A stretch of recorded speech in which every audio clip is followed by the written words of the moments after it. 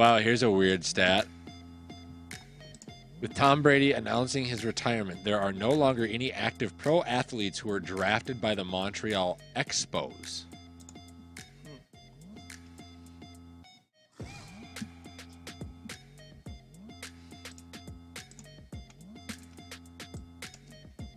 A nifty little fact. I didn't know he was. I suppose, yeah.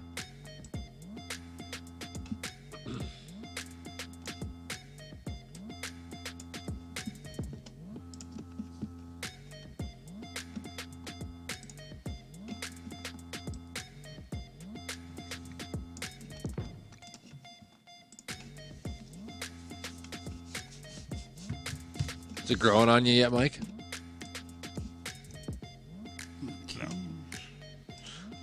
Okay, so YouTube is live, and then Facebook going live right now.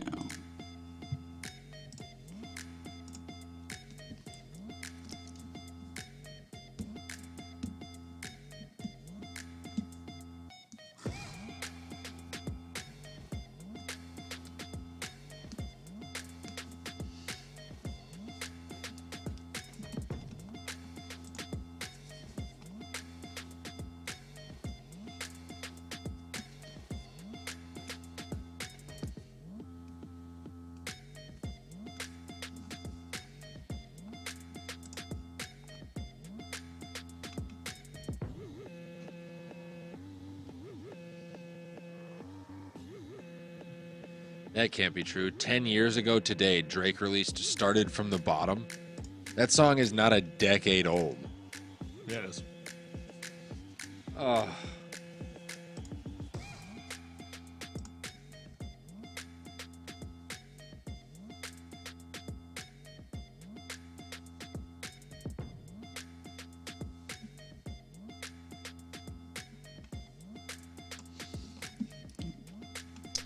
And Facebook is live, obviously, so you guys can share that. I'm connecting the chat, testing the sound, and we'll be good to go. Mike, is there anything you want to tell the folks while we wait? Make sure to like, comment, and share. Yeah. Bam. Bam. Be a friend. Tell a friend. Dylan, are your palms sweaty? Are your knees weak? Are your arms heavy? Mom spaghetti. He's nervous. Bombing on a sweater already. Let's go.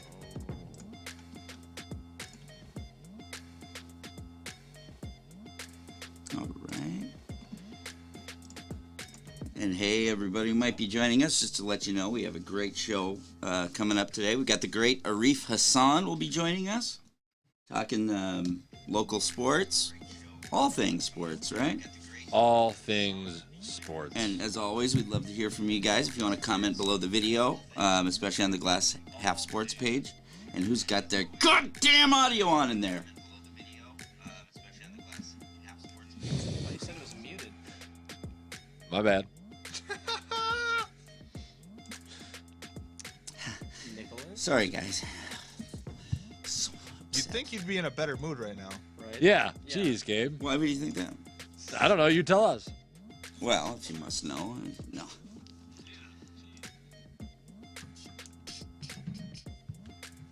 Sort of an impromptu party broke out last night.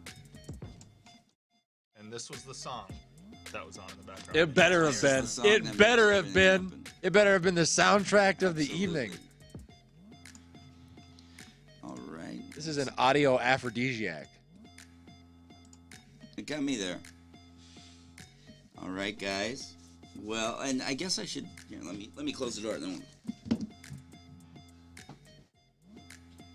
How's Arif going to get in if you close the door?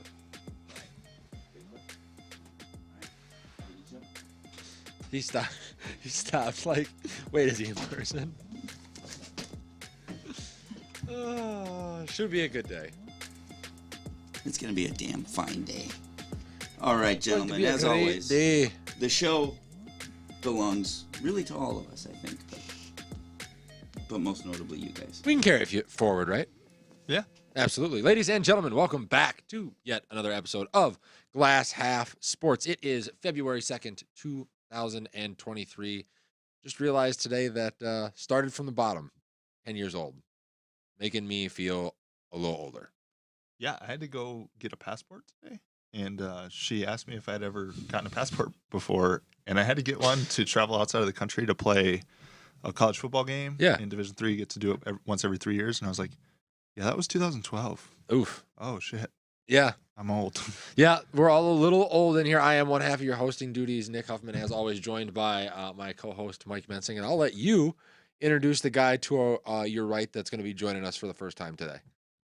Yeah, he's in studio for the first time today. Yeah. He has joined us in the past. Hello. It's our residential hockey genius. I wouldn't say that. But Golf aficionado. yes. I love the tiger sweater. Yeah. Dylan, how you doing today? I'm good. How are you guys? Thanks for having me on. Uh, Appreciate it. yeah, dude. Anytime, and then just make sure you lean. You want to lean in. You want to be in the mic when we're talking. When I have to comment, I will. Yeah, you wanna Definitely whisper- get it in front whisper of them. in. Yeah, maybe the other side of your computer, just to let you know. But I'll just Yeah. lean in like this. There you go. That'll work too. Mike, what do we got for the people today? Yeah, as always, guys, we do have a big show for you today. So we're going to do our Minnesota Sports Roundup. We are going to have Arif Hasan join us and talk some NFL and Vikings news. We are going to go through a list of 2024 MLB Hall of Fame hopefuls. Yes. We have some cool clips to show you guys along with that. We're going to do our championship round review, talk about the 2 games that were played this weekend and our opinions, good or bad, on those. Yep. We have some NFL storylines to talk about, and then Pro Bowl pick'em. Yep, we're gonna go ahead and pick AFC or NFC and see who comes out on the right side of that one, and maybe the loser will have to do something goofy here on the show next week or something like that. We'll come up with some kind of creative punishment. I still have my Kirko Chains thing in my I back know what pocket you're that thinking. Mike has conveniently forgot about, but maybe we'll pull that out next week. All right, moving on. Let's kick off with Wild Watch. We have Yeah. Dylan in studio with us, so let's start off right there. Yeah, a little bit of a bye week. This week they won the 2 games that they've played since we saw you guys last, and then big shout out to Jesper Wallstead, right? Yes. Winning goalie of attendee of the month, I think, in the AHL. Absolutely. Yeah. He's been standing on his head. He's been phenomenal. So, Wild got lucky with that one, and we definitely need him to play if we need him to play. Yeah, I was gonna say, what are we gonna see him soon? Do you think that he's somebody come playoff time, post trade deadline, maybe? He will definitely be up with us in the playoff roster for sure. If we make playoffs, they're going to have 3 attendees at minimum. He will definitely be up there if, depending on how Fleury's doing. I don't know, but he will definitely be up in that roster. But we're gonna have to see what Dean's thinking moving forward. But Yeah. Absolutely. All-Star break is how far away? honestly, I don't remember, but it's coming up. Got to be coming up here pretty quick. Coming up, I think in the next couple months, month or so, something like that. Yeah. So midway through the season, while they're in a good spot, 7th in points in the West right now. Mike, any cause for concern or reasons to rejoice for you on the Minnesota Wild? I mean, it's encouraging that they're continuing to find ways to win, right? Even if they're going into OT or shootouts. For those who don't know, they beat the Flyers 3-2 in an overtime thriller last Thursday, the day that we last saw you guys. And then on Saturday, they beat the Sabres 3-2 as well. So finding ways to win late in games, especially with a young roster, is encouraging. Yes. That's a trait that you pick up in time. Yeah. So, to Dean see that Evison, is great. I will give Dean Evison credit to steady the ship of such a young roster, to keep things fresh, to keep guys disciplined, to put everybody on a good progressive track. I don't think he gets enough credit for what he does on this team. Everybody tends to look at Carrillo and some of the names that are on the ice, but I think he's one of the few coaches in the NHL that has an actual impact game in and game out. I would agree. I mean, I completely. feel like he's just a coach that sets the tone and holds a high standard for these young guys. Like, hey, you're here to perform, and if you don't, he shows his emotion like immediately. He'll let you know. Yeah, I mean, I kind of almost look at him like I look at Pop in basketball sometimes. Like, Pop had all that experience with the national team. Dean Evison was elected as the coach of the national team just last year. Like, there's a lot of good tools you pick up coaching at that level. It's really cool to see, be something that we have instead of having to look at it from, the opposing perspective with Minnesota sports, which is often the case. So So the Wild are currently sitting in 3rd in the Central Division. They are at 58 points, 7 points behind the second place Jets. Jets do have 4 games in hand, and the Wild are up 2 losses on them, or down 2 losses. The way whichever way you want to look at it, it's good for the Wild. They have less losses, so it is a good thing. They could play well and actually overtake the Jets. Looking forward to the Wild schedule. Arizona Monday at home. Arizona. At Arizona, 8 p.m. Yep, Arizona then on Monday, and then we Dallas. have Dallas on Wednesday. Take them both. Start a nice little winning. You had a nice break. It'll give you a chance to start a little bit of a winning streak. That'll be 4 straight at that point. I think you take both games there. Oh, and then we're back at home Thursday against Vegas. But we'll be here before that. I know. Before the game. We will be. We will be. Will you? I might be. There we go. Hey, look at that. So that's pretty much what we have on the Wild. Let us know what you guys think about the current state of the hockey boys. Yeah, absolutely. What do we got next, Mikey? Let's go Wolves watch. So coming off a nail biter against Golden State last night, they are the Minnesota Timberwolves. They're sitting at 28-26. That's 6th in the Western Conference, and it's only 3 games out of the 3 seed. Okay, so still pretty congested in the West. Haven't heard a lot on the Wolves. Caught the Tim Conley interview on KFan earlier this week. I don't know if you caught that. Cat's injury is indefinite, but there are some reporters out there now that are starting to think that there may be a little bit more to this than what the Minnesota sports media is leading on. Tim Conley even went as far as to say the only thing that we can guarantee is that Cat will play again before the end of the season. Possibly playoffs if that's what the Wolves are looking at. No guarantee on when he'll be back or if he'll be back for any considerable amount of time in the regular season, which I think is a blessing and a curse for the Wolves, because it's just going to give Anthony Edwards the opportunity to become more of what he already is, which is the guy in that locker room. You've seen him pick it up defensively, like the game that he plays against Pascal Siakam against the Raptors the other week, and he still manages to put up 30 points, becoming a well-rounded player, the leader in the locker room, the guy that drives the bus, instead of kind of being the 2 to Cat, which we've talked about often on this show. Yeah, the most unfortunate thing about it, in my opinion, is I've already moved on from Cat in my mind, Yeah. and I wish that we had that max contract to spend elsewhere. Oh, yeah. It's just, I mean, and you're probably looking at a max in return, for a trade. But, I mean, the other thing is, what do you do with D'Lo? Like, that's going to play into your Cat situation no matter what because of how close those two are. But with the way he's played over the last month now with Cat out, do you keep him because you need him to get into the playoffs and continue to embolden a guy who we know when he's not shooting just doesn't play the position well? Or do you move him and then agitate Cat while he is agitate Karl Anthony Towns while he's hurt, and then risk having lost both of those guys and part of the locker room before the end of the season? It's a really, really tricky situation. It is, but you're already playing above 500 basketball without Cat, and I think it just shows that you don't need 2 bigs. You don't. I wish we had Walker Kessler as our 1 big. Somebody thought that during the draft. All right. With that, let's start arguing some Twin stuff.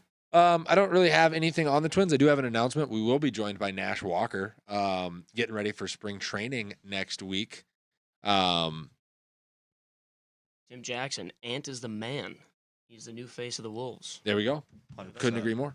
We'll be joined by Nash Walker next week as he gets ready for spring training to talk about the Minnesota Twins. But with the Hall of Fame inductees done for 2023, we need to talk about one specific Minnesota sports figure and we have this argument annually on whether or not he does not deserve a first ballot or a Hall of Fame nod, regardless, in the form of Joe Mauer. For everybody that's just tuning in for the first time on this show, myself and Gabe tend to take a not so favorable stance against the hometown kid when it comes to the Hall of Fame, and Mike says we're both stupid. So only because he's totally overrated, though. Thank you. Yeah. If you think that you should get into the Hall of Fame for hitting grounders, like let's see, a 4-5 hopper between the first baseman and the second baseman, yeah, then he's your man. I mean, it was Joe at one point the best player at his position for a 3 to 4 year stretch. Yes. Was he a good hitter? Yes. My argument becomes, though, you can also tarnish a legacy over time and for how long that he was around the game and for the lack of impact that he had on a competitive baseball club. His postseason performances where, that game against the Yankees where he goes 0 for 3 with runners in scoring position. You can't look at a guy like that and tell me he's a Hall of Famer, let alone a first ballot guy. You can't. Are you done? Yes. Is anyone making that argument? My goodness. Mike is. Maurer was one of the greatest catchers in MLB history. While he did What spend the a fuck sizable are you chunk, this is from I found an article Jessica's about brother or the something? 2024 possibles. While he did spend a sizable chunk of his career either at first base or DH, Maurer won the 2009 American League MVP as a catcher, won 5 Silver Slugger awards as a catcher, and made 6 All-Star teams as a catcher. His 10-year career as a catcher is good enough, and then even though he continued to play, he is still a 306 career hitter, Gabe, and one of the best fielding catchers of all time. So I don't know what else you want. I want Mark Grace in the Hall of Fame. Well, I was case. gonna say I would agree with Gabe on that. And here's the thing with me, like some of the things, it's just you look optically, it doesn't make sense to me because if you ask me, if you look, okay, put Joe Mauer in the Hall, and then let's go have a 5-team draft. Each one of us gets 2 catchers. I'm not confident that Joe Mauer makes a roster based on the other guys that are out there throughout history. If you're building a franchise or like a team that you're going to roll with, I would take Yogi. I'd take, like there are other guys that I would easily take before I even think of Joe. That's fine. There's 18 catchers that have won MVP, and since 1999, there's only 2. Joe Mauer was one of them. So, with Gabe, that, we do hang have... on. Dylan, I want Dylan's input on this really quick. About Mauer? I Yes. tried to reef. Listen, Mauer played the best that he could with the team that he had around him. He was still a phenomenal catcher. So in my opinion, he deserves to be on the ballot, but Not a first ballot. A first ballot? I wouldn't say first ballot. I'll say second or third. Okay. Yeah. I you know what? Not If he say get, first ballot. because I think he will get in, unfortunately, because he was the face of a era where baseball needed clean-looking guys. Post steroids, Joe Mauer was everything that the MLB wanted. Clean-looking guy. The herpes outbreak. Or well, no, something. just like his image was spotless. Hometown kid playing for catcher, like the American sweetheart. Like that's who Joe Mauer was coming out of what was considered equivalent to WWE's Attitude Era. Like just he gets credit for that. We didn't pull. I'm so sorry that I wasn't on this early, but we didn't pull up his comparisons to Mark Grace because he's just Mark Grace. Well, we've done it. You can go back and find him on our God, page. We've it's done it just a so bunch. upsetting to me that But he people also aren't. played catcher. Which is Wow! it's a more difficult He was position to like play fucking defensively. So The typically, your offensive 24th best statistics defensive drop. catcher in the league. I'm so fucking amazed. Joe Mauer fucking sucks. And I can't put it more plainly than that. Like, he is so fucking boring. Did you watch the Twins when he played? Dude, I'm close. I'm Listen, closer he to had Gabe's one stance than I amazing am year. yours. He had one incredible year. I grant you. He had 5 Silver Sluggers, and he was actually one of the better If you guys don't defensive shut catchers. the fuck up with this silver sluggers and gold glove I shit. didn't say shit. If you win 1 gold glove, you win 10. Okay? That's just not a fucking compelling statistic. Please stop saying that. It is so. Put it this way: how many first basemen do you like to have on your corner infielder? His main thing that he does is hit grounders, little choppers between the first baseman and the second. I mean, Jose Miranda had more home runs in his rookie season playing third and first than Joe Mauer had over a 3-year stretch playing for the Twins. Let's be real honest about the type of hitter that he was. Overpaid and overhyped where he played at catcher his is position. enough. He could have retired then and been Oh, done. no, in it's the Hall not. of Fame. It is. No, all right. I will agree It with you. is. If he retires at 10 years, you're right. But just like at times we wonder if because LeBron has been around for so long, if some of his postseason failures are damaging his legacy, Joe Mauer's inability to elevate a Minnesota sports team as the face of the league to any form of postseason success eliminates him immediately for me. It doesn't bother any of you guys that That's he has fine, no Adam. detectable personality. I've met him and he's like literally, Yeah, he's I've worse met than him too. Kirk. Everything about I him met is him. He's fucking kinda weird. boring. He's so fucking boring. He's and a you guys very have nice this guy. love for him. I don't. I He know you does. don't. I know you don't. But it's just like, what has he done for your I don't family? love him, I but, don't like- even understand where this comes from. Ugh. All right, we should probably get off the Twins thing before Mike Please. explodes. Well, how about we have a guest who joined? Should we see if he wants to wade into these Ooh, waters? yeah. Does Mike? You want to go ahead and introduce our guest real quick? Yeah. So back from a small delay, we haven't seen him in a little while. A but hiatus. Yeah, we're very happy that he joins us again. He covers the NFL for Pro Football Network. Arif Hasan is joining us via Zoom. How you doing, Arif? Hey, how's it going? What a discussion I walked in on. Oh my god. Oh yeah, Very high level analysis. I was gonna say, yeah, we are keen baseball minds, and I don't know how much you would pay attention to America's pastime. Do you have an opinion on the Joe Mauer as a Hall of Famer or first ballot Hall of Famer debate? Here are my thoughts on Joe Mauer. He would have been a hell of a quarterback for Florida State. A phenomenal prospect. He made Michael Floyd. I'm just going to say that. And he probably would have had a longer career at his preferred position in football. Probably one of the only people you can say that about. Yeah. I mean, hey, spoken like a true football analyst. Hey, what's your thoughts on this baseball Hall of Fame debate? He'd have been a good quarterback. But at least he's boring too. Yeah, right? Yeah. He was. Oh, yeah. And not a leader or anything like that, unless he's one of these quiet leaders. The Kirk Cousins comp was pretty good coming into hearing that. Yeah. I would say that he's blander than Cousins for sure. He was literally the face of Kemp's Milk. You can't. Perfect. That's a perfect fucking. Yeah. Wow. But I mean, the clean quarterback kind of leader does work in the NFL, right? Yeah. I think that works a little bit more than it does in baseball, where locker rooms are a little bit more loose. Absolutely. Would totally agree with you. Well, welcome back, man. We're glad to have you. One of the things that we've been wondering right off the bat is what's new in the world of Arif Hasan. I know that you're covering the NFL a little bit more nationally these days, but also, what was your season like covering the new regime in the Minnesota Vikings? Oh, yeah, it was fantastic. I moved over to Pro Football Network. They made me their lead NFL analyst for some reason. I really appreciate it. And it's been a blast covering the NFL as a whole. The reason I'm on this show and not on next week's show is because I'll be headed over to Arizona to cover the Super Bowl for the first time. So awesome. I'm going to have a lot of fun doing that. As for, following and covering the Vikings over this past year, first, I mean, they were nationally relevant. So it was allowed me to cover them a lot, actually.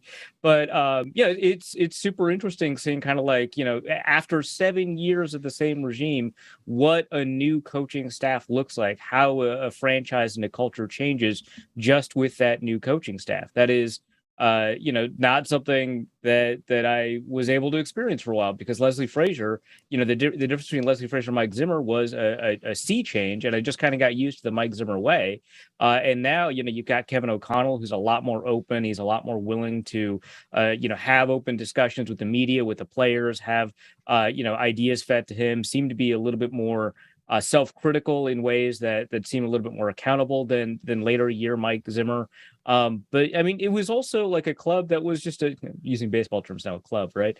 It was also a club that was just a lot more fun to cover. They were having more fun. They were more fun to be around. I think that's not nothing. I think that's pretty important. So I had a ton of fun this year covering the NFL, covering the Vikings, and seeing kind of how the Vikings would change. Yeah, that's great stuff, man. Honestly, I thought that you might be going to the Super Bowl. Can you tell us a little bit more about that? Because that's obviously a dream of all of ours. Going to cover your first Super Bowl, I want to hear what your pick is as well going into it. I nearly was able to cover the Super Bowl here in Minneapolis just because it was local and you could submit credentials. But the organization I was with was only given one credential, and we gave it to the actual reporter instead of me. I think that made sense. So fortunately, I had to cover the Mall of America food court beat. Nice. Covering an actual Super Bowl is going to be a lot of fun. I'll have a spot in Radio Row. I'll have a spot on a stage. Which is going to be a lot of fun, and then actually attending a Super Bowl, which I haven't been able to ever do, and watch the game.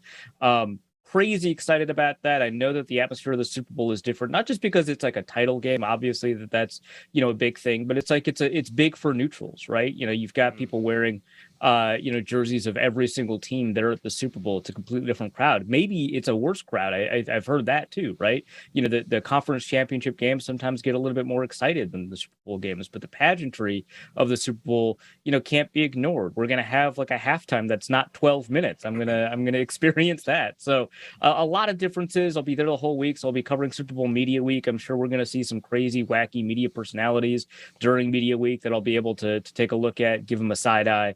And then actually, talk to Patrick Mahomes, Jalen Hurts, talked about their approach to the game and stuff like that. That's going to be a blast. It's not something I ever dreamed of when I started out. And my pick, I'm just going with the greatest quarterback I've ever seen. It's got to be Patrick Mahomes. The Eagles are a slightly better team, but I think that when you've got Andy Reid and Patrick Mahomes, it's hard to beat. The story seems to be what's hard to beat, right? Andy returns against Philly. Yeah. The Kelsey brothers playing against one another. That whole group of stories that seems to sit there seems to be. I mean, I'm leaning Chiefs, I believe as well.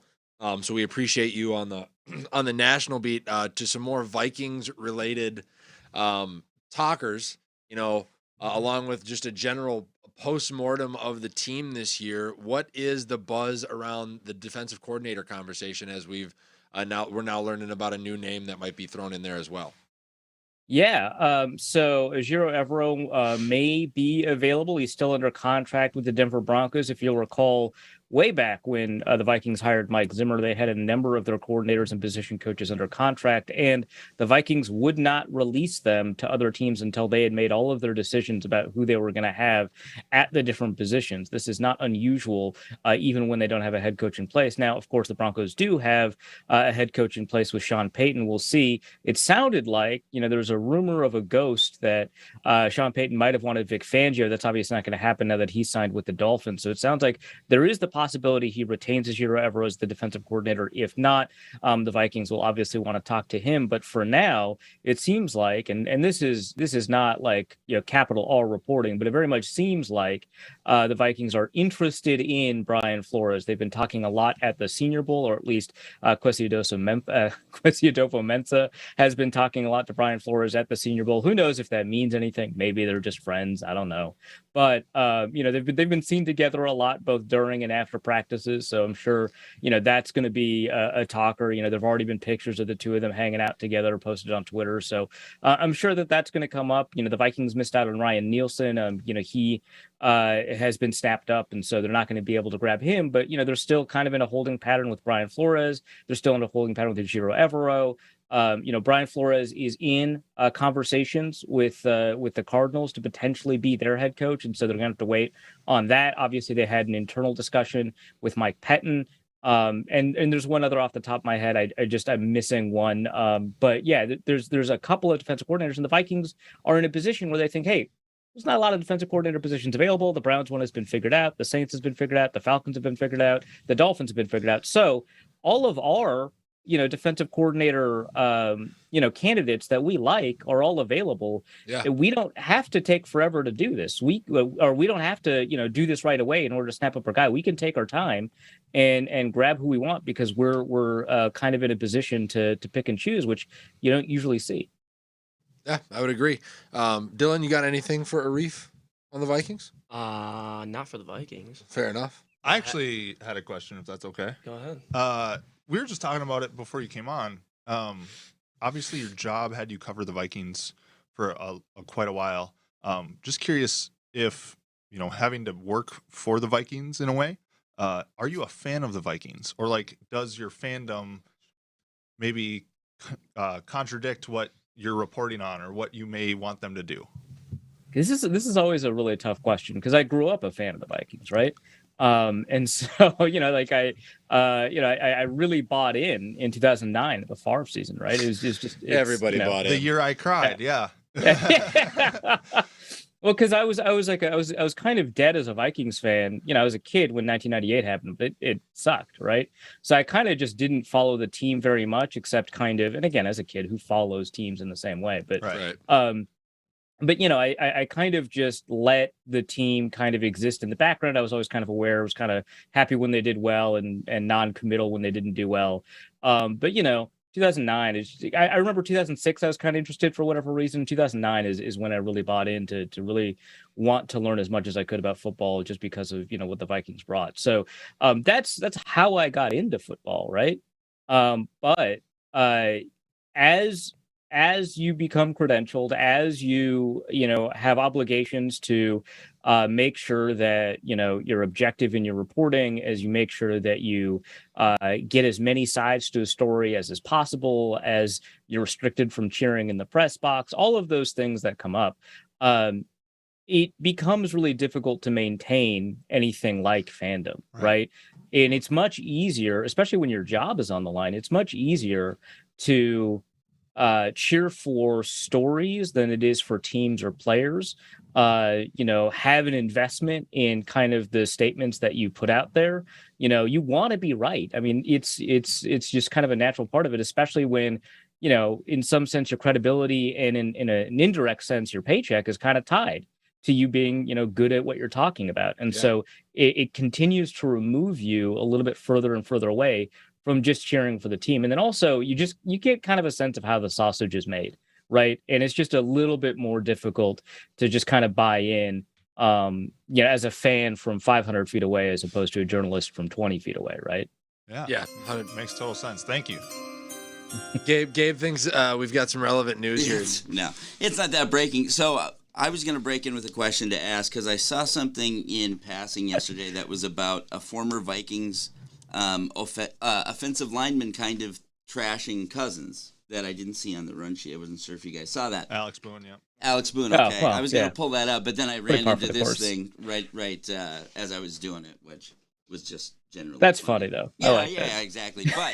But I was looking for the quote from Boone, which I'll find now. But what do you guys know about that? And are we worried about chemistry or what? I guess was that surprising?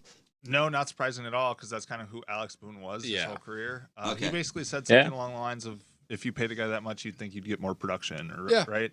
And you honestly, I'd say the same thing about Alex Boone and his contract with the Vikings, if I'm being completely honest with you. We paid him quite a bit, and I didn't feel like the production matched. So, I mean, he was great. He came in as a fan of Adrian Peterson, wanting to be one of the road graders on that offensive line, and then did not produce what was necessary of him, and that's why he was let go. That was part of that whole offensive line turnover.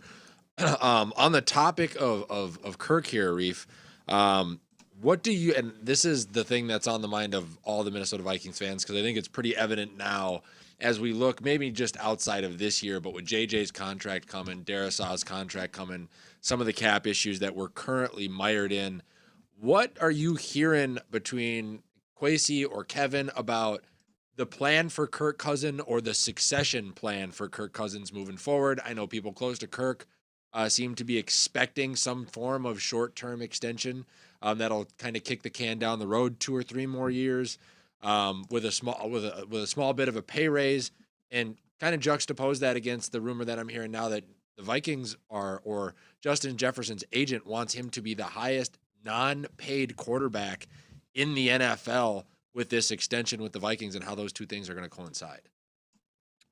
So my understanding is, and this is more built off of last year than this year, although there's always, you always get a little bit of an update with these sort of things as time goes on, is that Kwesi 100% believes in having as many options available as possible, not 100% committing to any particular path, which I think for a general manager is good. For a coach, you've got some questions because you have to, inspire confidence in your players and earn loyalty and trust and, manage locker rooms and stuff like that. And you have to show confidence in who you have. But as a general manager, it's not quite the same. And I think that he was very open last year to the possibility that he could potentially trade Kirk Cousins. Now, me saying that is not saying he wanted to trade Kirk Cousins or that he was actively calling teams in order to trade him or anything like that. But, he had every option on the table to him. And obviously we saw that it was a short-term extension that he decided to go with because he thought, given the options available to him, this was the best way to compete in the short term as well as provide some sort of long-term flexibility, which is what they did. That is still going to be the way that they approach this offseason. They will want to have the ability to compete short term, but they know, that the Vikings absolutely need to get better, not just because they lost in the playoffs to a team that wasn't very good, but also just because the way they got into the playoffs is probably not the way that you can want to count on going forward. I mean, if you take a look at all of the teams that win close games, et cetera, people have talked about this all season. You know that, I know that. You take a look at the quarterbacks that have 5+ comeback wins going into the next season. They don't have the same comeback win rate. They just kind of lose a couple of more games, right? And so they need the team to absolutely just get better, right? And so they need to make sure that they don't, ransack the future, right? By investing so much now that you don't have any resources available to build around in the future. But they also want to be competitive right away for as long as possible. And so, these really competing demands encourage them towards a path that allows them to do stuff like short-term extensions more than anything else. But if, for example, there's an option to trade Kirk Cousins and get Tom Brady out of retirement or something, which is actually, I don't think that would be a good move. I don't think Brady is good anymore. But, as an example, right? Yeah. They would consider that, right? And so I think that, if Cousins' team expects, a short-term extension to kick to the can down the road, that's probably fair. That's probably the most likely scenario, but I wouldn't say that anything like that is set in stone. His contract is still tradable right now. And an extension would obviously make it a little bit easier for the Vikings to absorb the cap space to do something like, pay Justin Jefferson.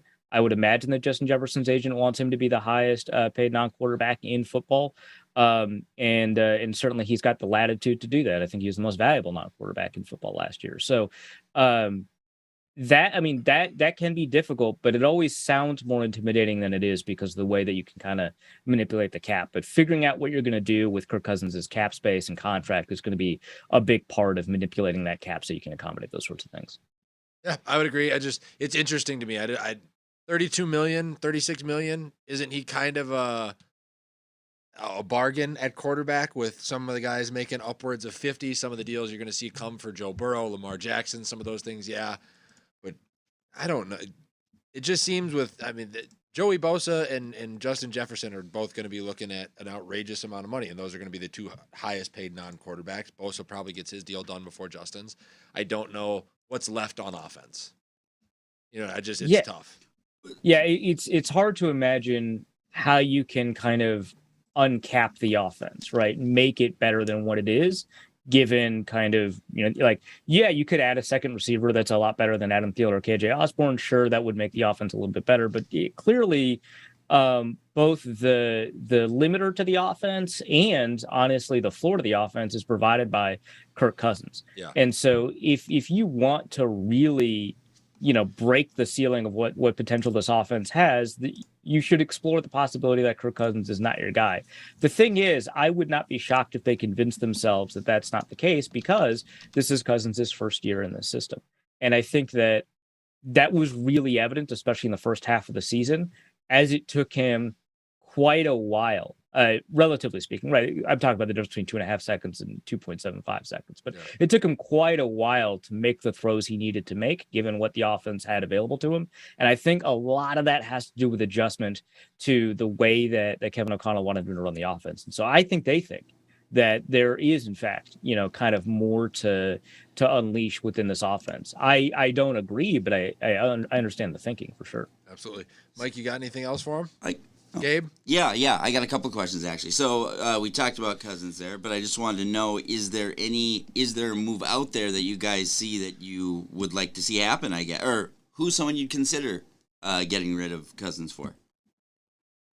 Aaron Rodgers is available, right?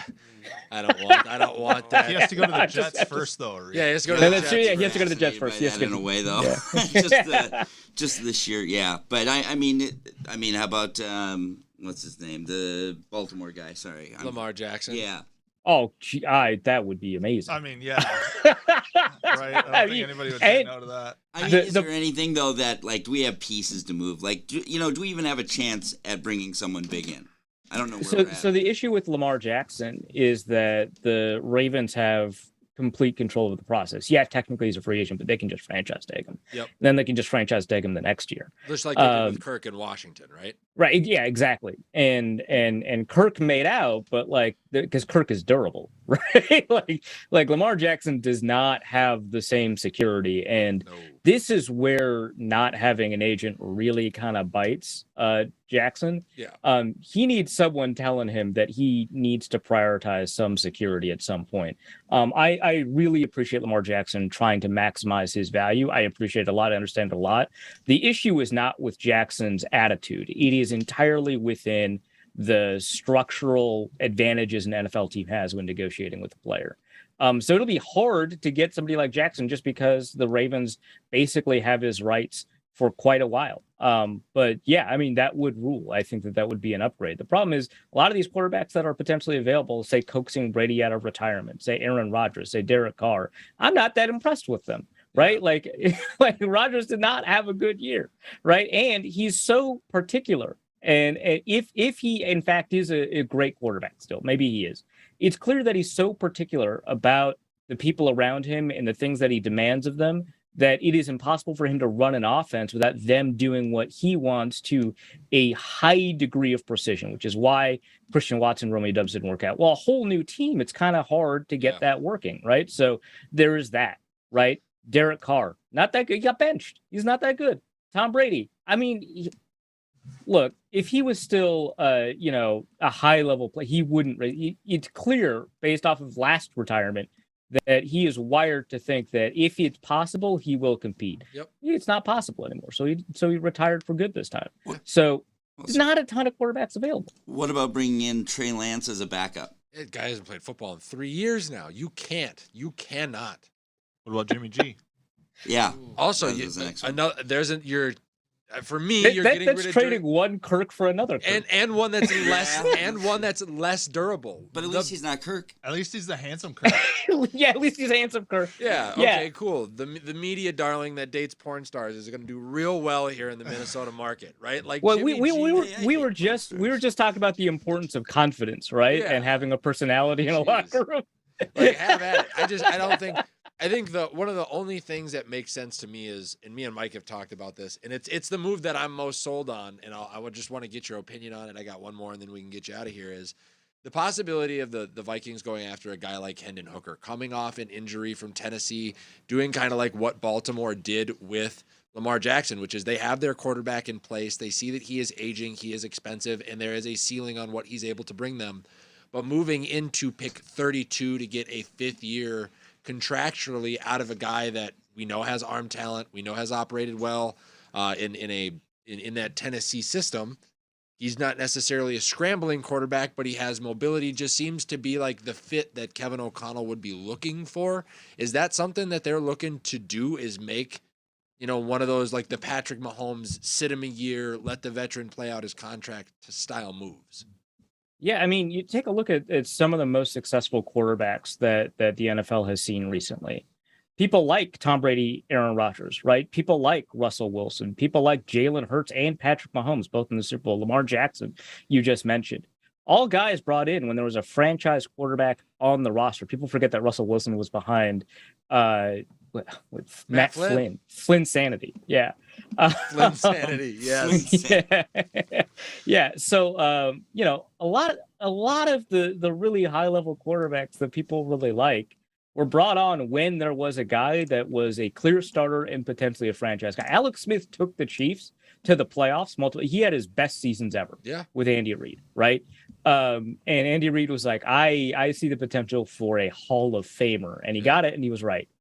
So yeah, absolutely. I think that it's entirely the Vikings weren't wrong to draft a quarterback when they drafted Kellen Mond. They were wrong to draft Kellen Mond, right? Like that's different. So yeah, absolutely. And I haven't watched a ton of Hendon Hooker at Tennessee. I know he had a lot of success. I did watch a fair amount of him at Virginia Tech when I was watching Christian Darrisaw, and it was pretty good. I mean, I know he got benched, right? But like what I saw was good. I liked that guy. I didn't think he was a first-round guy, and it sounds like he's kind of on the verge there before he got injured at Tennessee. Probably not still, but I think that having a guy like that just on the roster to develop, as so long as it's the right guy, maybe it's Hendon Hooker, maybe it's not. Maybe Anthony Richardson falls to the second round. I don't see it happening, but if it did, go for it. You can't pass on a guy like that twice. You passed on Lamar when we got rid of Keenum. Please do not pass on Anthony Richardson if he's sitting there at pick 32. Please. And hey, Kirk Cousins I was just talking about all these quarterbacks. Kirk Cousins is one of those guys. He's drafted in the 4th round when they had the franchise guy drafted in the 1st round. Yep. Yeah, I think it's the smart move, especially because our discussion about what to do with Kirk Cousins' contract doesn't involve a long-term extension. We discussed a number of options: short-term extension, do nothing, trade away. I don't think a lot of people have long-term extension on kind of the menu of available options, right? And so he's not a long-term answer. So let's see if you've got a short-term answer. If it doesn't work out, it doesn't work out, right? But if it does, that's fantastic. Maybe you found a Dak Prescott. Maybe you found Russell Wilson. I don't know, but it behooves you to try if you know you're not going to have a quarterback on your roster in 3 years. Yeah, no, I would totally agree with you. I think Gabe had one last one for you, and then we'll get you on your way here. Okay, which one do you want? I don't know. I saw you popping a bunch of them up on the screen. So here. I'm going, okay. Well, what do you think? So, number one off-season need that we can target through free agency. Is there one guy, someone out there that you'd like to see? So the biggest issue right now is that the Vikings just do not have cornerbacks, right? I think the only 3 cornerbacks they've got under contract next year are the 2 rookies, right? Andrew Booth and Caleb Evans and Cameron Dancer. Yep. After that, they don't have anybody. Also, this is a remarkably rich cornerback free agency class. Now, obviously, every free agency class looks a little bit richer, before you actually get to March. But compare it to the wide receiver class. I mean, the top wide receiver, not named Michael Thomas because he's void, is like, I don't know, Nelson Aguilar. It's not a great group. But cornerback, you've got potentially Marcus Peters, you've got James Bradbury, you've got Jonathan Jones, Emmanuel Mosley, Cameron Sutton. There's a lot of players. You could bring back Patrick Peterson. I think that, at some point the bill is due on that one. But, you've got a lot of players in free agency. Yeah, well, I mean, he's old. I can't. Yeah. No doubt. There's my dog button. Yeah. Yeah. But, there's a lot of, I mean, the Ravens have a number of players because it's not just Marcus Peters. It's Kyle Fuller. It's I think they've got another one, Trayvon Mullen, right? These are all guys that I think can help a roster. And you don't necessarily need to grab a starter. I would, like it. But you only have 3 corners. You absolutely need to find more than one. And maybe one of them is a starter. Maybe one of them is depth. Maybe 2 of them are depth and you get your start in the draft. I don't know. But you need to get some cornerbacks and free agency because you're not going to fill it out with a draft class and undrafted free agency. There's some high upside guys that have failed out in 2 spots, like Rock Ya-Sin, that you can say, hey, he's depth, and maybe, we know what to do with him and he'll turn out. There's some guys that have played at a fairly high level that's not going to be too expensive, like Cameron Sutton. There are guys that are turnover machines that in the right systems have played really well, like Marcus Peters. And there are guys that are just good, like James Bradbury. Like, there are a lot of people available in this cornerback class, and I know that the Eagles are in cap hell. I know that it's going to be tough for them to be able to sign some, James Bradbury back, right? Yeah. They'll Darius Slay's cap hit is like $26 million, so it's going to be tough for them, and they're going to redo it, right? But it's going to be tough for them to kind of figure everything out, and that's gonna help you when it comes to these free agents that are potentially, hitting free agency. And even depth guys would excite me. Somebody like a PJ Williams from the Saints. I don't want him starting, but I think he's a lot better than, what the Vikings had at depth this year. So I think, to me, the biggest need in free agency is probably cornerback. Fair enough.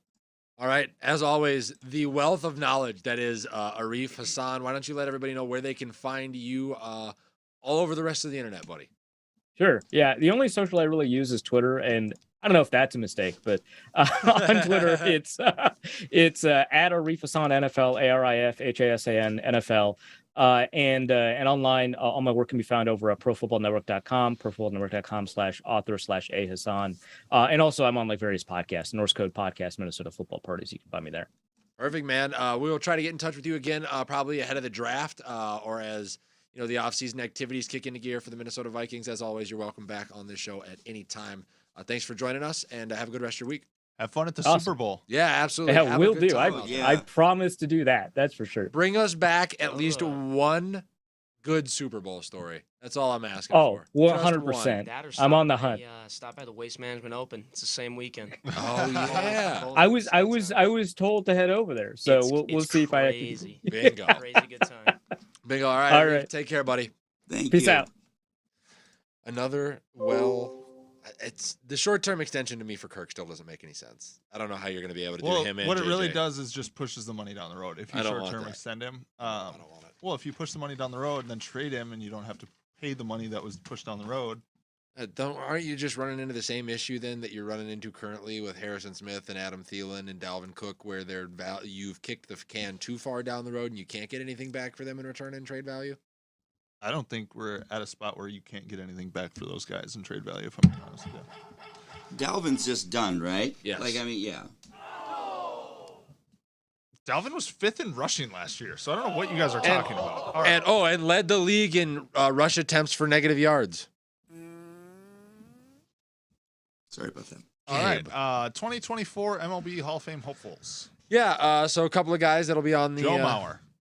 not getting in. Here we go again. Not a first ballot getter. not a first ballot getter inner by any means.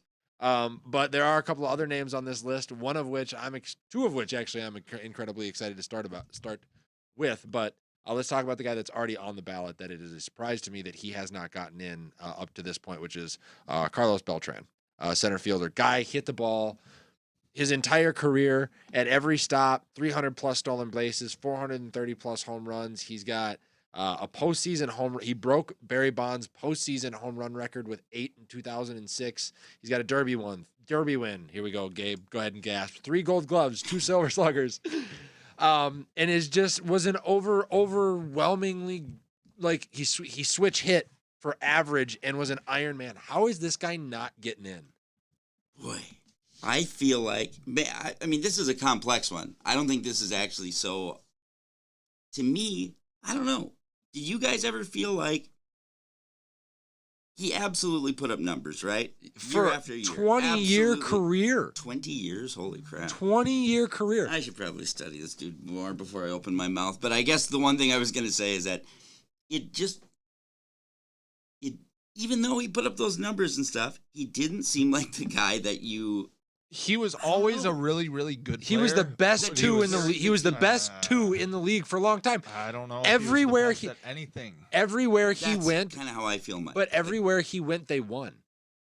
Those early days with the Mets, that ball club was around the postseason. Yeah. And then where did he go? He went to San Francisco and helped San Francisco in the Tim Lincecum years. And then he was with the Cardinals with Pujols and So Yacht. he made sure to sign with good teams. But So he should go to the that, Hall but of Fame that for always doesn't that doesn't always help. Carlos Correa is one of those guys, and he came to the Twins and did not help elevate that roster into the postseason. Everywhere Carlos Beltran went, he hit 25 home runs, 270, was going to steal 14 bases, knock in 80 RBIs, and give you 140 games in the field. Oh, you Everywhere just put it in he perspective went. For me. That's a Hall of That's Fame not a Hall career? of Fame career.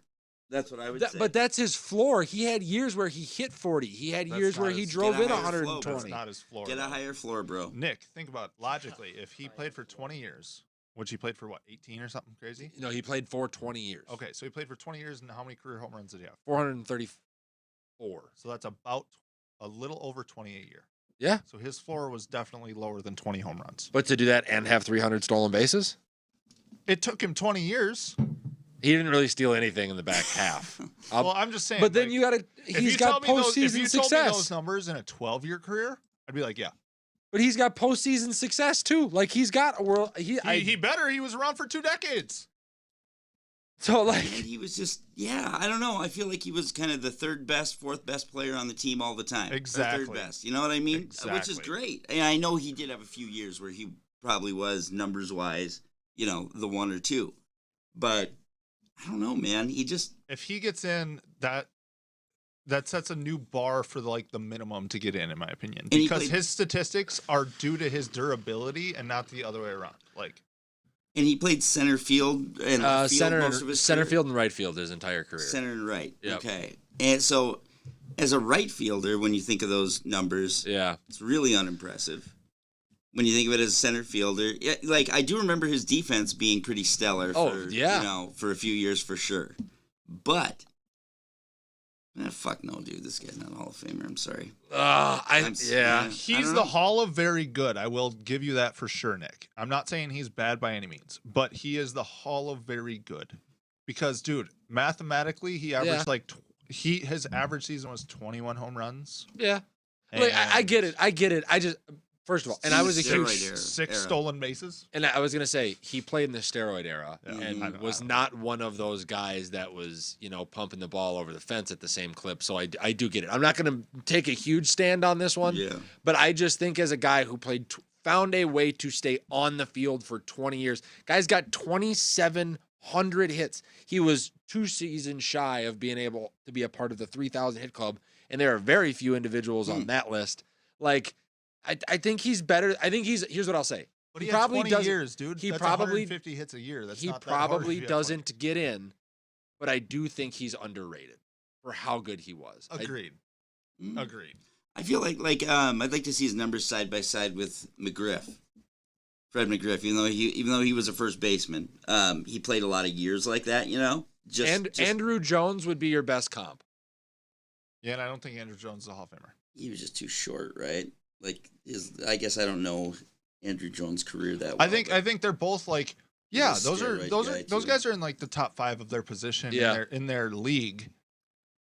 Maybe top 10 in the entire, MLB, but that's what they are. Is they're top 10 at their position in that era. Is that fair enough? I think top 2 is Hall of Fame worthy type thing. Fair enough. Fair enough. Let's move on to the next guy on the list, Mikey. Do you want to go Adrian or Bartolo? I'm cool with either. Let's talk a little Bartolo Colon though, because that's kind of the same argument you got to make with Beltre, right? A lot of his numbers are just on sheer longevity. I think the guy debuted for the Indians in '89. No. Yeah. No way. Couldn't you have gone back that far? 99 maybe. That's 99 maybe. Yeah, the very first clip in this. Go back and look. Like his debut for the Indians was. It was not the 2000s. I promise you it was not the 2000s. 97. 97. Okay, fair enough. So off a little bit. But even still, I mean, from 97 to 2017, there's another guy that pitched for 20 years and a guy that has a lot of wins and has played a lot of competitive ball games. Do you keep him out? Yes. Yeah. Not a Hall of Famer. 247 awesome wins character. in 21 seasons. A WAR of 46 for 20 years. 247 wins. That's good. He had That's a lot 2 of wins. I mean, he did But have an 2 ERA seasons over where he hit 4. 20 wins. Yep. He threw a complete game at 44 or 42 for the Twins. I'm trying to look at how many years was he dominant. He threw another one the next year at 45. Jeez. Jesus. And it was a A shutout? I mean, I love this dude, right? Like, I mean, how do you not kind of I think he's root for Hall of him? Very Good again. Yeah, he is for sure. Does he have any World Series rings? Yeah, Because let's see, he played for. No, but he has one Cy Young. He does have a Cy he Young. does have a Cy Young award. Oh yeah, he won it. Won 21 games in 2005. Does that change your 21 and opinion? 8. No. So what I look for? No, because in his Cy Young season, he had a 3.48 ERA. Fair enough. And that was the 05 Angels. So their offense was carrying him to those 21 wins. Oh, yeah. I never said this in the previous times we've argued about Hall of Fame stuff, but Yeah. do you guys ever feel like to me, a good criteria to think of it is, of course, there's longevity to pad numbers and all that kind of stuff, but was there 3 years where he was the guy on the team that you worried about? That you had to pitch around or whatever. That's definitely part of the formula for me. Yeah. Honestly, what I look at is like it has to be 10 years roughly minimum. And then after, let's say you played a 12-year career, out of those 12 years, I should be able to take your season average, and your season average over those 12 years should be like an all-star level season. That's fair. So, that's fair. So Bartolo Colon's 162 game average, 15 and 11, 4.12 ERA. Yeah, That's not a Hall of Famer to me. Wow. I feel like for Hall of Fame, you should at least spend a few years as the guy. Or 2 years. 1 year. Even 1 year, whatever. No. It's got to be, it's got to be more than, we had this discussion. It's See, got I 3 to 5 years. I think if you win 2 years, let's 1 say year. let's say you win one MVP and your top 3 for 6 years and then you're top 10 Yeah. the other 4. I Yeah. think that's a possible Hall of Fame. Oh, absolutely. But what I'm But saying they're not is the number 1 for 3 years. that That's all I'm saying. True, But like you should be the guy For a at least year or a something, year. right? Like I mean, where So people the are Cy going- Young does help Bartolo, but again, the inconsistency outside of like he had a season where he went 8-10, a season where he went 6-8, Yeah. a season where he went 1-5. That is not to me. So like- wait. Are you telling me that because he pitched for such a long time that there are certain statistics that are in his career that tarnish his legacy towards being a Hall of Famer? Because No. that's the same thing you told me I couldn't No, do you're with Joe trying to Mauer. no, you're trying to use the Joe Mauer argument. He doesn't have 10 years like Mauer does Fair. of Fair. straight up baller Fair. like Fair. statistics. So I'm Fair. sorry, no way. Don't make that comparison. Fair Adrian enough. Beltre is the third one. And I think he's a first ballot Hall of Famer. I have to look at his stats. 3,000 career hits It helps.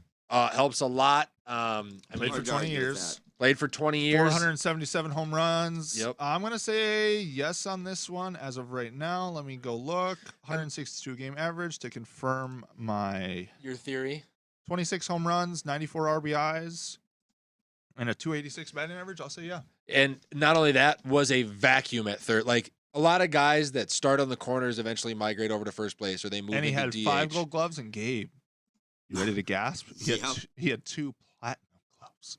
A platinum glove. 2 of No, them. I actually don't even know what that is. I've never heard of that. That's how good he was. They Yeah. make a Wow. new They'd thing make for a new him. award. But no, I mean the guy was, and he played Another third great base. character. Played third base his entire career and was him and Scott Rowland defensively, I believe, would be on par. Adrian Beltre was incredible at third base his entire career.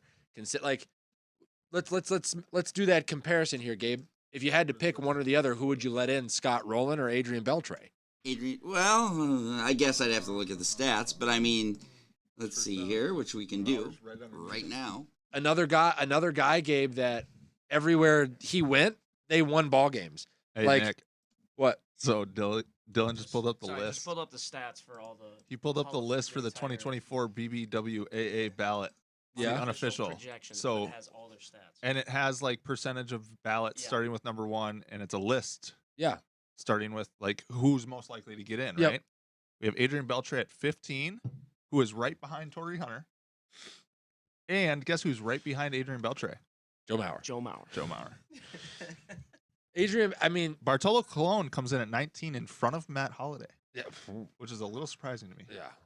definitely. I mean, everywhere he goes, he won. He started as a Dodger. He went to Seattle. Then he goes to I don't- Texas. Then he goes to Boston, and he's Baseball got is like rings the in Boston. ultimate team sport to me, though. So, like, tying wins to an individual player isn't as you can bat 350, hit 40 homers and 100 RBIs, and be on a 40-win ball club, dude. I know, but look at how good that Red Sox lineup was from He top. ca- Youkilis, Ortiz, Pedroia, Beltre. So, because he played with Euclid and Pedroia, he gets to go to the Hall of Fame. I'm sorry, I get what you're saying. He was a but it is staple in not the middle of part- an incredibly dangerous roster.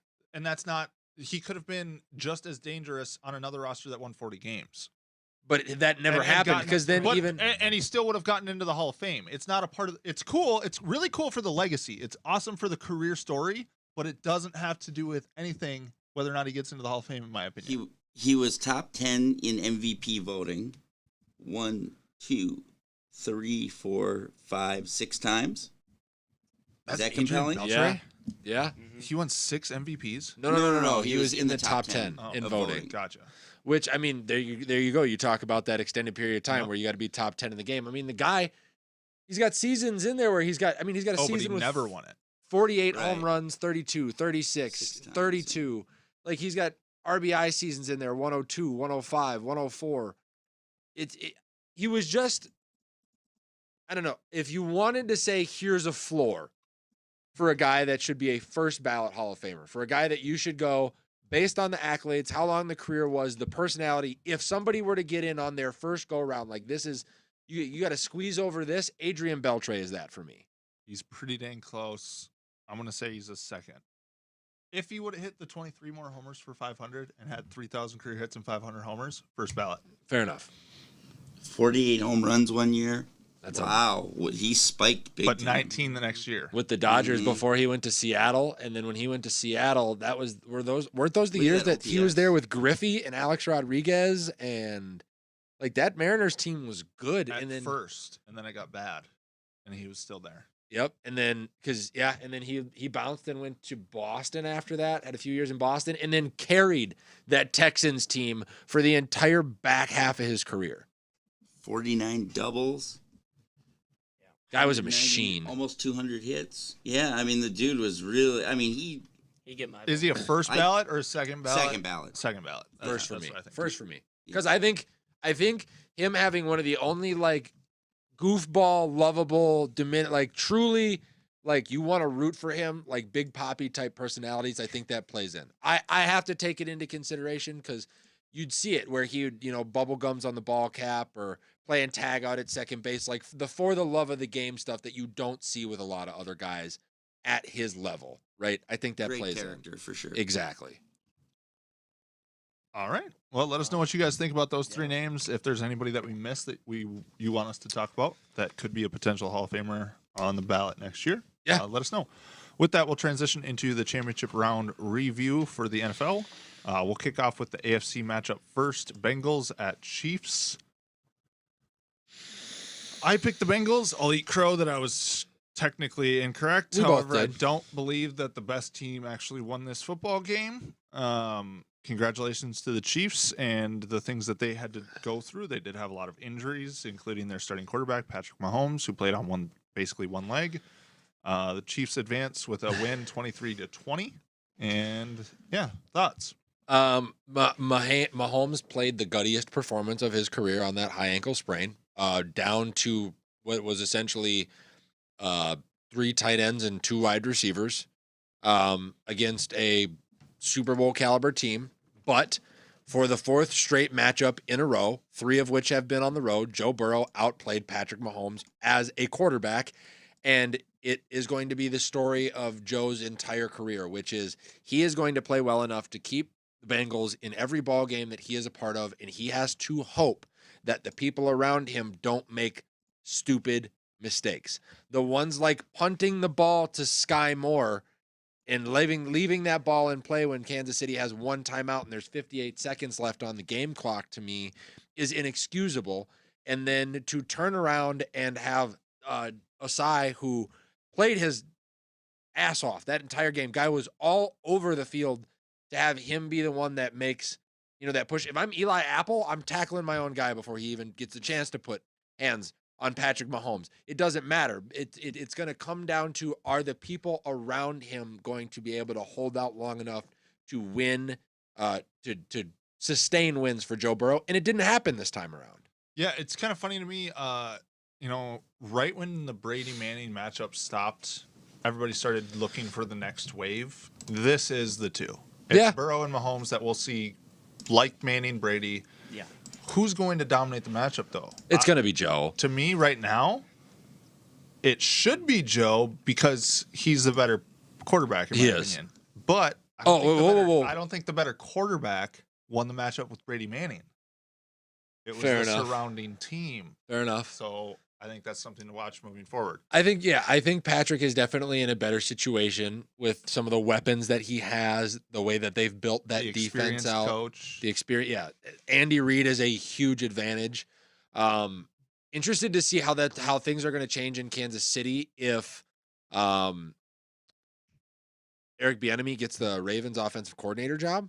I don't know how much input he has on Kansas City's offense or what his role is with Patrick, but that's going to be interesting.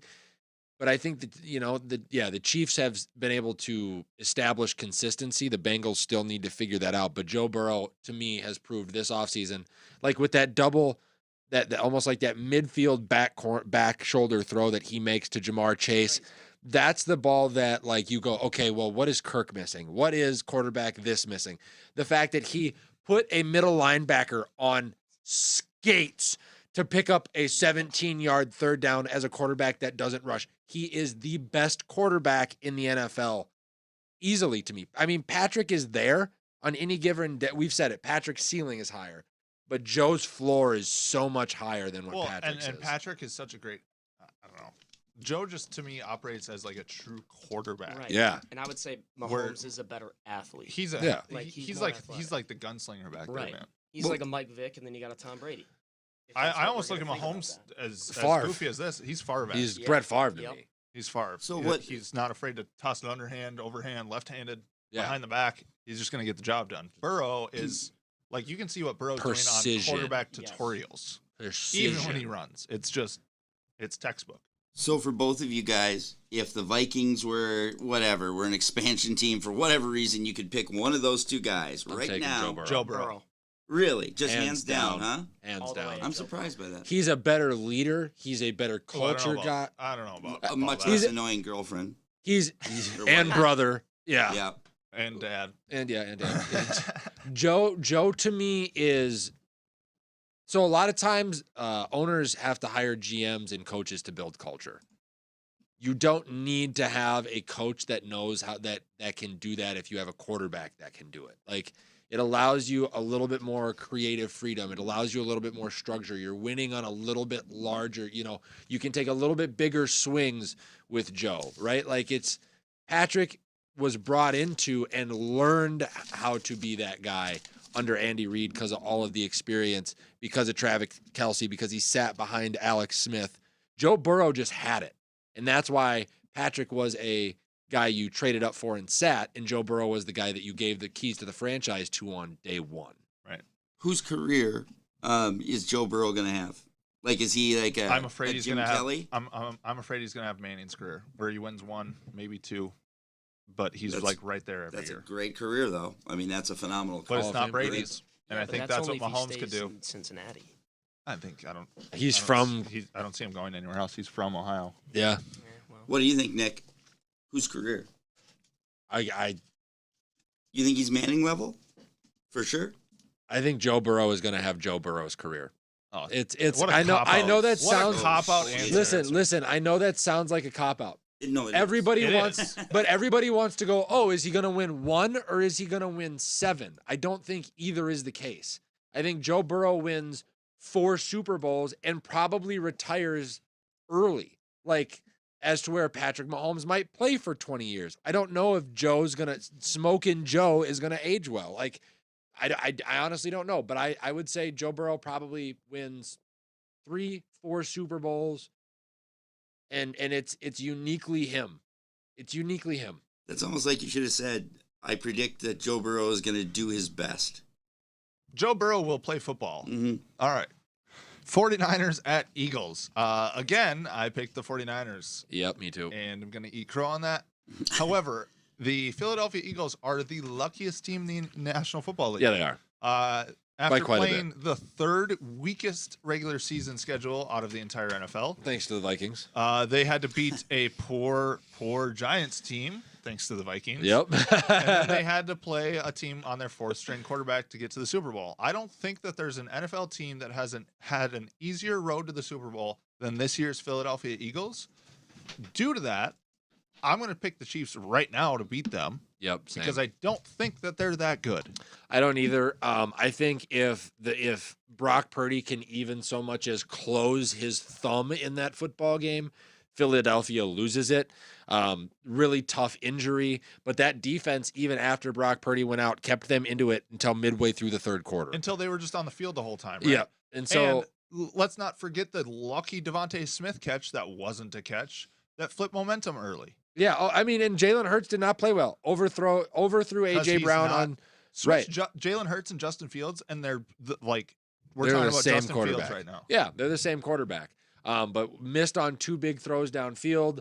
Almost took a safety when the game was tied, I believe 7-7 or something like that. It just the Eagles are a great story. They are a well-rounded team, and they definitely bought all the way in on this season. The better team did not win that football game, and if you run it back, with Brock Purdy healthy for 4 quarters, I think we're sitting here today talking about that's the future of their franchise, and how close can he get to Patrick Mahomes playing such an opposite style, which was what we should have been talking about, because I don't think Philly stands much of a chance in this football game. Exactly. I have heard such mixed things on Purdy, like in the media and stuff. Where do you guys stand on that? Like, I mean, I'm not seeing people write, Oh, he is the starter next year. He is. Well, I think the injury plays into like a lot into that. Mike, you said you got a little bit of information on because you've had the injury, right? He tears the UCL in his throwing arm, but in a weird spot. So I tore my UCL near my thumb, and that literally I could not grab a football with my thumb with my throwing hand for about 6 weeks. He did it near his elbow, and a huge part of the quarterback throwing motion is extending the arm fully above the head at the release point. That snap of the elbow is where you get a lot of rotation. It follows through your force from your hips and all the rotation that you're getting through your midsection into your elbow, right? Mhm. So if he can't do that with that force, he cannot throw a football correctly. And That's going to take 6 months, I think that they've said. yes, and for a guy that already does not We're have talking July, dude. well, and for a guy that already doesn't have the world's strongest throwing arm, any further depreciation in his ability to throw the football like downfield, he turns into Case Keenum.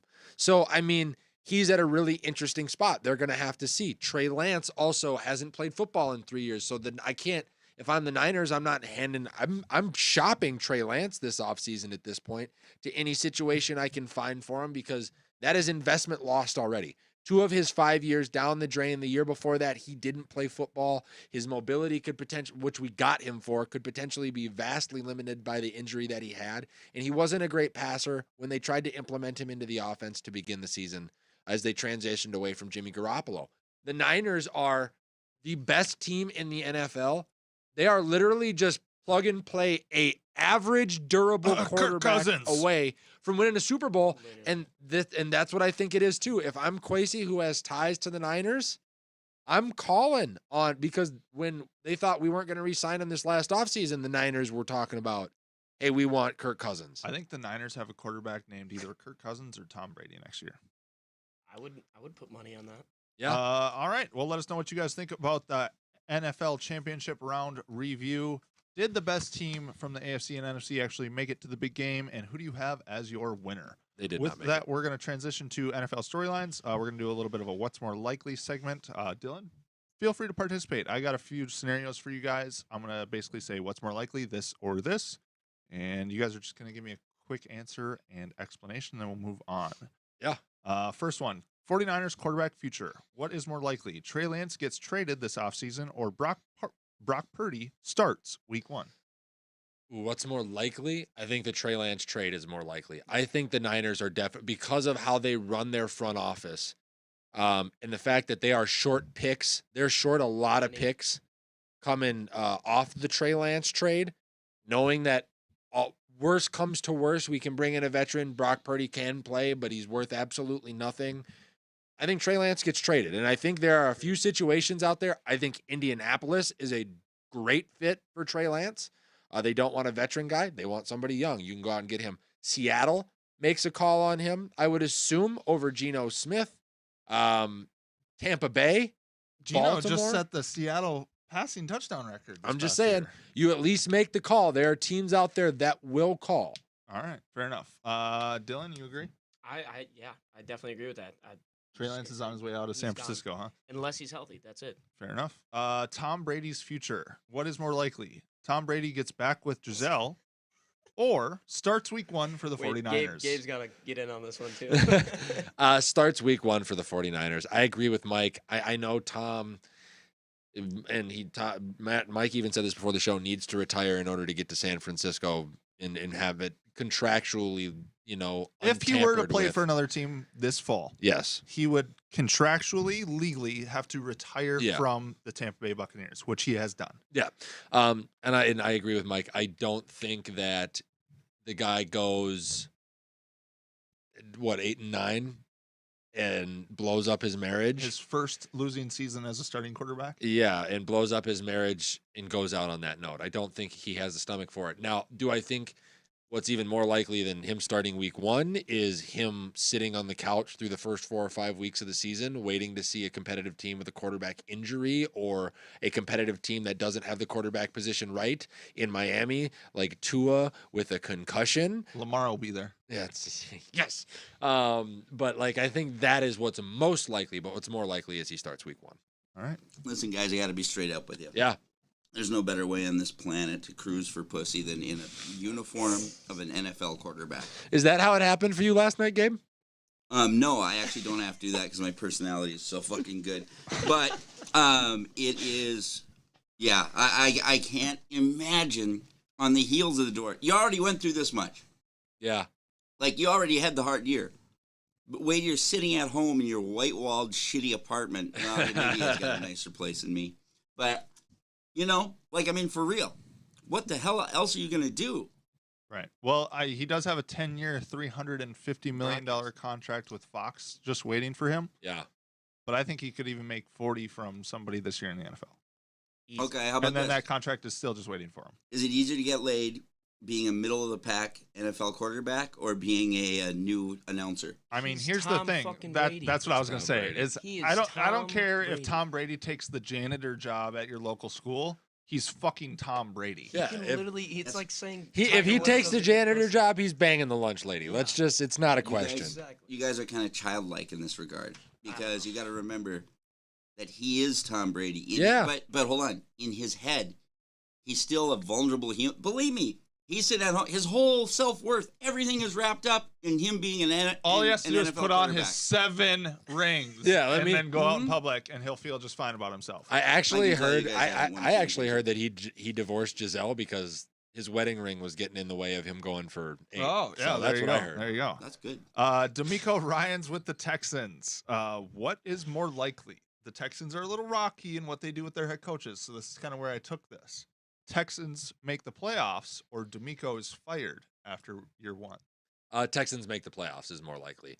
They gave him 6 years of contractual stability, and I mean he's embedded in the franchise already, right? I think the reason he passed on coming to Minnesota last year when he was part of the head coaching search was because he was waiting on this opportunity to be correct. They understand that they've got some work to do via the draft. They do have some good pieces: Dameon Pierce, Derek Stingley Jr.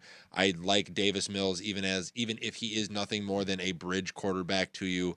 They're a wide receiver a wide receiver class and a linebacker free agent or a lineman free agency away from being serviceable in their division as the Titans take a step back, as the Colts try to figure out what they're going to do at the quarterback position. I think it's more likely that the Texans extend him than fire him extend him at some point than fire him at any point. What's more likely, Dill? Texans make the playoffs, or D'Amico's fired? D'Amico's hired. Oh, they're going to fire their leading tackler in honest, franchise history? Here's the thing. If they go 4-13-1, they might just fire him because that's a dysfunctional franchise, Nicholas. Agreed. And guess what? mean, It's very likely that a head coach in his first year doesn't have success. The KOC, Brian Dable, those are anomalies. I was gonna say that's an anomaly. Like, Wait, are you saying makes the playoffs in year 1? in year 1, Oh, or it's- gets fired at the end of year 1. Fair enough. It's still more likely that they fire him at the end of year there 1. you go. Right, as a Okay. dysfunctional franchise. However, if you give him And that's, all what I 6 was, and that's what I was saying. if you give him all 6 years, I They'll think the make the Texans playoffs will at make the the end playoffs. of those 6 years, Yes. yeah. Yes. But the Texans are one franchise that will not stick with with a coach like that. Fair enough. I think he will definitely make the playoffs because it's just so much easier to get laid as a coach who's actually made the playoffs. Getting fired is just terrible. So our producer is the reason we're late night tonight. So Broncos head coach versus Chargers OC. What is more likely? Justin Herbert leads the Chargers to let me try this again. What is more likely? Justin Herbert leads Chargers to division title, or Russell Wilson retires after 1 year under Sean Payton? Ooh.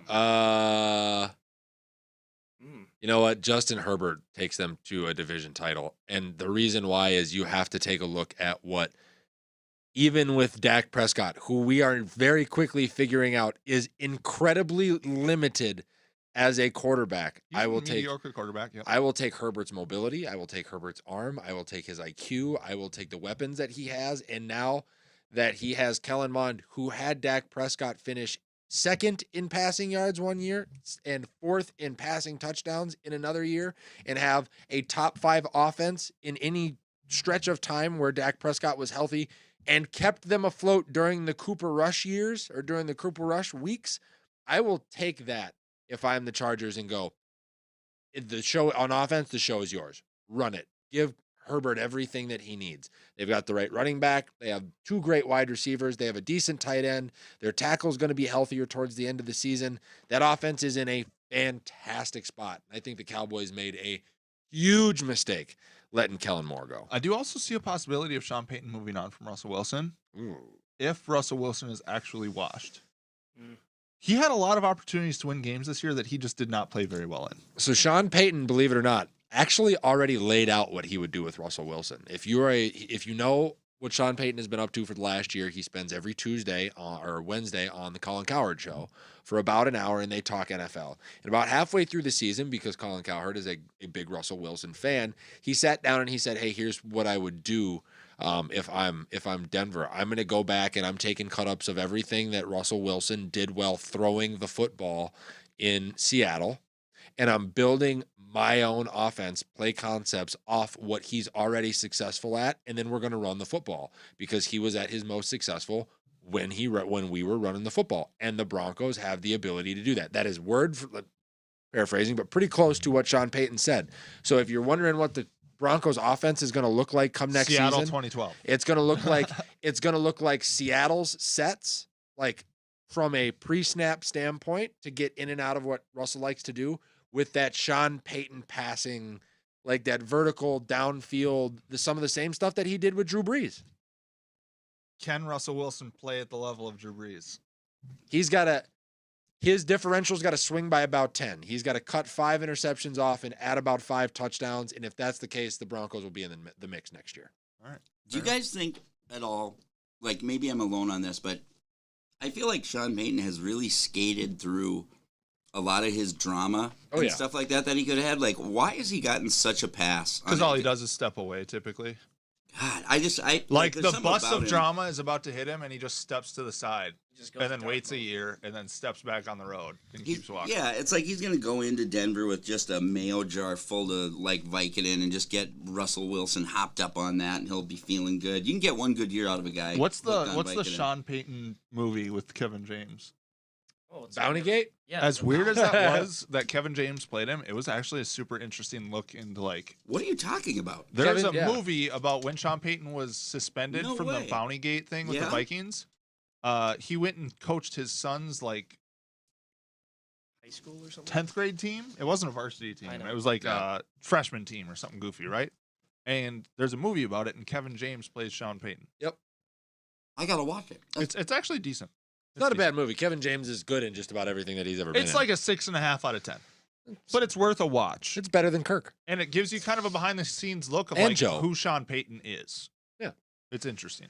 But by the way, they got a first round pick for him. Yep. That's wild. He's a valuable coach. He knows what he's doing. He knows way more than Nathaniel Hackett, Yeah.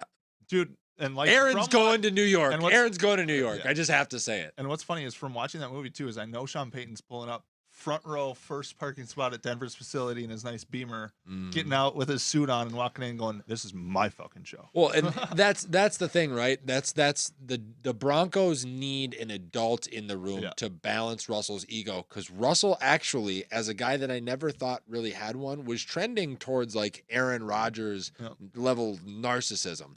Multiple parking spots, needed his own office at the facility to watch film and get treatment, and was not available in certain practice, or was doing his own thing for rehab instead of like what the team wanted. Like Sean Payton's coming in and he's gonna be like, yeah, fucking you, like Bill Belichick and Alex Guerrero, you can get that shit the fuck out of here. Team 3 can leave. We have team shit we need to do. Right. What does Sean Payton do great as a coach? His I mean, what's- X's and O's are actually phenomenal. on Yeah. both sides of the ball? Typically, Yeah. he's a really good football mind. Strategically, he will not ever make clock management issues. He's one of the better football coaches there is. Period. Yeah. He's not To be honest. he's not an inflated coordinator. That guy, get rid of his staff and he could still run A successful a team. successul He'll team. still lead you to 10-7. If you wanted to give him like GM control, you could probably do that as well. The guy is just he's highly been regarded as the whiz kid, and he likes to pick his spots. He picked his spot in New Orleans, knowing he was getting Drew Brees, and he stepped away from the Saints this year after he was burnt out, knowing he had one big stop left. So Denver will be his last big stop. gonna throw this out there. My first collegiate coach at the College of St. Scholastica, Greg Carlson, actually taught Sean Payton a lot. Ooh. So you know more than him. I learned from the same guy, which is cool to Right. say. We should have him on the show. Yeah. That'd be actually Man, I haven't talked to fascinating. him in probably a decade. Yeah, we should reach out. And I just want to throw this in really quick. To me, Sean Payton looks like a guy who's always got like the booze sweats. Yes. You know or what the I mean? meat sweats. Yeah. The meat sweats. The meat sweats. Like he Okay. just came from a lunch where he had a T-bone because he can afford it Yep. for lunch. Yes. Fair enough. Let's switch. Our last segment of the day is Pro Bowl Pick'em. So Nick and I are going to take a look at the events listed for the skills competition for the Pro Bowl weekend Yeah. and pick who we believe will win. Loser is punished on next week's show. We'll figure out what the punishment is. We'll have. Hey, you know what? Actually, like if the you've made it, skills competition. if you've made it this far into the show, go ahead and comment below what you think a good on-air punishment would be for the individual who gets their, is the furthest from Well, it's basically going to be up to the Tim. truth. Yeah. Tim, what do you want us to do? Or Dylan, or Gabe, or anybody else? I'm not participating in the. I'll think of All right, 5-man dodgeball. Who wins? NFC won it last year with Justin Jefferson, best hands in the league. So can I say NFC too? Sure. Okay, NFC. All right, so vote one each for the NFC. What do we got next? Lightning round. So this is going to consist of splash catch, high stakes, which is a punt. So you have to. It's something about a bucket of water, or it's water balloon toss. It's distance water balloon toss. See how far away you can get it. If you move on, you have to catch a punt out of the jugs machine. And then the last one is thrill of the spill. There's going to be a bucket hung up over Peyton and Eli's heads, and you have to. It's kind of like pump, pass, kick, right? They're going to have to throw at the bucket and dump water on their coach. AFC or NFC for that little gauntlet right there. NFC, because if the AFC has Tyler Huntley throw, they'll never hit the bucket. I have AFC in that one. Okay. Best catch. So this, to me, NFC, best hands in the league. Go to who? Justin Jefferson, my guy. He did win it last year, didn't he? Yeah. But you know who didn't participate last year? Who? Jamar Chase. I'll take the AFC. Oh, fair enough. All right, we got long drives, and this is literally long drive like golf. Dylan, you should be able to weigh in here. What football players? Well, if Josh Allen was actually participating in the Pro Bowl. Yeah. I would say that, or J.J. Watt didn't retire, but Yeah, I've got. he's very good at golf. I don't know. I feel like there's probably an NFC quarterback out there that can. Who are the Swing NFC and quarterbacks? Yeah, Patrick Mahomes is good at golf. So is It's Yeah, Patrick. but he's not AFC. there. He's But Super Bowl. yeah. So And he's AFC. Joe Burrow will be there. Josh Allen should be there. Josh Allen. Josh Allen will not be there. Will not be Yeah. there. It's Tyler Huntley. I'll I'll go NFC on longest drive. I also had NFC on longest drive. Precision passing. NFC, because I know one of the AFC quarterbacks is Tyler Huntley. AFC. Taking the AFC. I'll take myself over Tyler Huntley in precision passing. Oh, Best catch. NFC. Yeah, we talked about that already. Oh, yeah. AFC. My bad. Gridiron Gauntlet. There wasn't a ton of details on how this one worked, other than like it was a head-to-head competition. Yeah, it's this one, so it's AFC for me. Okay. It's the same one as Same. to the Okay. left, yeah. But I'm gonna pick the NFC, I'll go AFC just to make it interesting. Move the Jesus chains? Christ. which is like it's like a sled push or sled pull. Ooh, AFC. I have the AFC in that one as well, and then kick-tack-toe. So tic-tac-toe with kickers from distance. I'll go AFC. All right, what's the punishment for Nick then? Gabriel. All right, yep, I'm in. I'll do that. Go through his Oh, Tinder yes. profile live on this show. Yes. Or Yikes. we get to pick your Tinder pictures. from No, your no. profile. Sorry. All right, well, that's the clip. Clip it so we know who wins, Nick. We will. All right. I'm going to win. Well, everybody, thank you for joining us today, Thursday, February 2nd, when it's -10 below It's so cold. Minneapolis. Freezing today. We appreciate you being with us. I Nick? didn't even realize it was cold. It was so warm. With- Yeah, why were you so warm, Gabe? A lot of body heat Yeah. that you All right. We're going to cut it there. So if you are a sports fan with sports fan friends, make sure to like, share, comment. We have Twitter, Instagram, Facebook, TikTok, Spotify, YouTube. You can catch us post-show cable in the Twin Cities area, MCN 6, Saturdays at 10 p.m. because our producer is explicit. You can also find us outside of the Twin Cities area through your Roku app on MCN 6. As always, Stay safe, have fun, and by the way, if the studios are rocking, don't come a knocking. Take care. Goddamn right.